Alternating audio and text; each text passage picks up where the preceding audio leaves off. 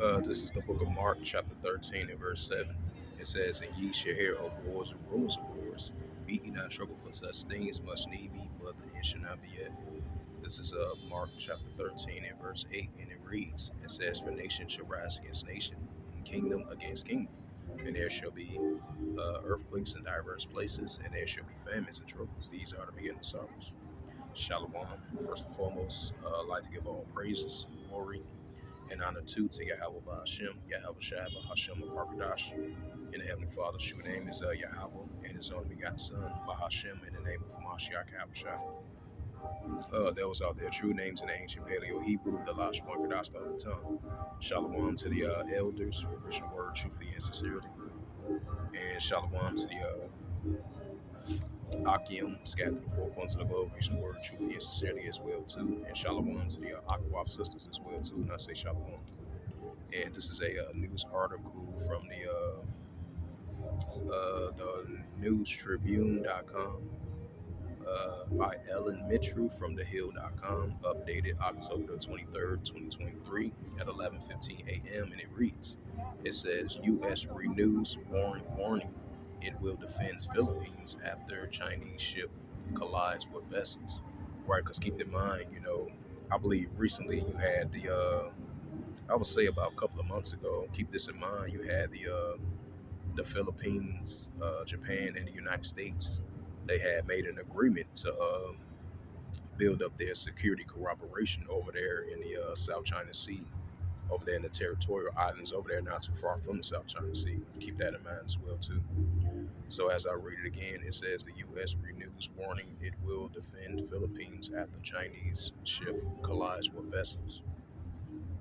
And this is the United States on Monday renewed the warning that it will defend the Philippines against any armed attack after the island nation accused Chinese Coastal Guard ships of an international hitting its vessels in the South China Sea over the weekend. It says the Sunday incident took place while the Philippine ship was headed to a small outpost on the second Thompson soil of a resupplying mission in a dispute part of the sea. And it says the coastal, right? It says the Chinese Coastal Guard and maritime military vessel in blatant violation of the international law harassed an international hit Manila's supply board boat and coastal ship. Philippines Defense Secretary Gabriel Gilberto Tornero, if I pronounce his name right, said in a news conference Monday, as reported by the Reuters. He says he said this is a serious escalation of the illegal activities conducted by the Chinese government in the West Philippines Sea in completed disregard of any normal of convention international law. He added, and it says the U.S. quickly took the side of the Southeastern Asia ally with National Security Jake Silverman, phoning Philippine National Security Advisor Ecuador, if I pronounce his name right, Enyo, a retreat support for the country following the Chinese dangers and unlawful actions. According to a readout of the call released later Monday, Silverman also emphasized the ironclad of U.S. alliance commitment to the Philippines under the U.S.-Philippine Mutual Defense Treaty, which extended Army attacks on Philippine public bases, aircraft, or Army forces to include those of Coastal Guard in the Pacific, including in the South China Sea. It says Manila and Beijing have both accused the others intentionally hitting their boats in the first such incident of Chinese military vessels colliding with a Philippines resupply ship, according to the Philippines military. It says, Salakia. It says, in images and videos since shared to social media by the Philippines of the country's smaller boats are surrounded by several large Chinese Coastal Guard and military vessels, with one bumping a ship from Manila. It says the event is the most consensuous yet around the disputed second time is Seoul, which China claims at its own and regularly intercepts Philippine ships traveling there. It says the last such incident was early this month when a Chinese Coast Guard ship circled a Philippine Coastal Guard boat.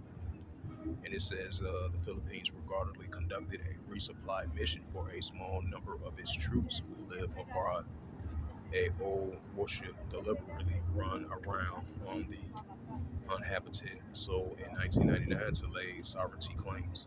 It says any conflict between the two countries had potentially to pull up the United States, which had forego the closer ties with Philippines president since he took office in June of 2022. It says Marco visited Washington in May for the first visit for a Philippine leader more than a decade, and the Philippines had and the United States also agreed to allow American military access to 4 more military bases on the island and did known a enhanced defense cooperation agreement. Right, like I mentioned, yeah. So I'm gonna go back to that Mark 13 verse 7. So this is one to keep an eye on as well too. And this is the book of Mark chapter 13. And I'm going to go back another verse. And this is the book of Mark chapter 13 verse 7. And it says, and when ye shall hear of wars and rumors of wars, be ye not troubled, for such things must need be, but the end shall not be yet. Mark 13 and verse 8, and it reads through the Holy Scriptures. For nation shall rise against nation, and kingdom against kingdom. And there shall be earthquakes in diverse places, and there shall be famines and troubles. These are the beginning of sorrows. So with that, hopefully this news article was edifying.